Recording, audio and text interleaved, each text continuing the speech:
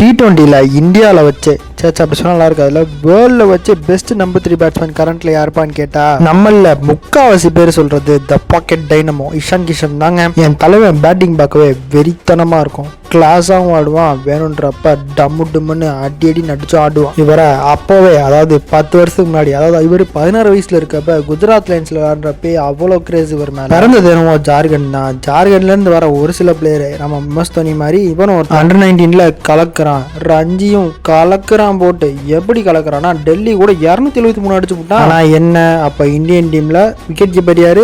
MS Dhoni. இருக்கிற பிளேயர்ஸ்ல மொரட்டு players. ஆனா தலைவன் ஐபிஎல்ல கன்சிஸ்டன்டா பெர்ஃபார்ம் பண்றான். இருக்கிறதுல வெறித்தனமா பெர்ஃபார்ம் பண்ணது என்னன்னு பார்த்தோம்னா அந்த 2020 சீசன் போட்டு பொழப்பாங்க துபாயில வச்சு. T20 ஓடி எல்லாம் சான்ஸ் கிடைச்சிச்சு, வெறித்தனமா பெர்ஃபார்ம் பண்ணா. ஒரு ஓடி சீரீஸ் எல்லாம் போட்டு டபுள் 100 போட்டு கொளுத்தி விட்டுட்டு இருப்பான். மும்பைல ஒரு மேட்ச் RCB கூட 99 அடிச்சு அவுட் ஆகி இந்த சூப்பர் ஓவர்ல தோத்து போவானுங்க பாருங்க. அதெல்லாம் பெரிய ஹார்ட் பிரேக். ஆனா இப்ப சன்ரைசர்ஸுக்கு என்ன அடி, எபா நம்பர் 3ல இறங்கி கொளுத்திக்கிட்டு இருக்கான். இந்தியாவுக்கு அதுக்கு மேல அடிக்கிறதெல்லாம் 20 பால் 25 பால் 50. நமக்கு ஃபீல்டிங் பண்ணணுமா ஃபீல்டிங் பண்ணுறேன், விக்கெட்டிங் பண்ணணுமா விக்கெட்டிங் பண்ணுறேன், கேப்டன்சி பண்ணணுமா கேப்டன்சி பண்ணுறேன். ஓவராலாக ஒரு மொரட்டு பேக்கேஜ். நம்ம பாக்கெட் டைனமோ இஷான் கிஷன் அப்படின்னு நம்ம சேனல் லைக் அண்ட் சப்ஸ்கிரைப் பண்ணிருக்கோம் ஃப்ரெண்ட்ஸ்.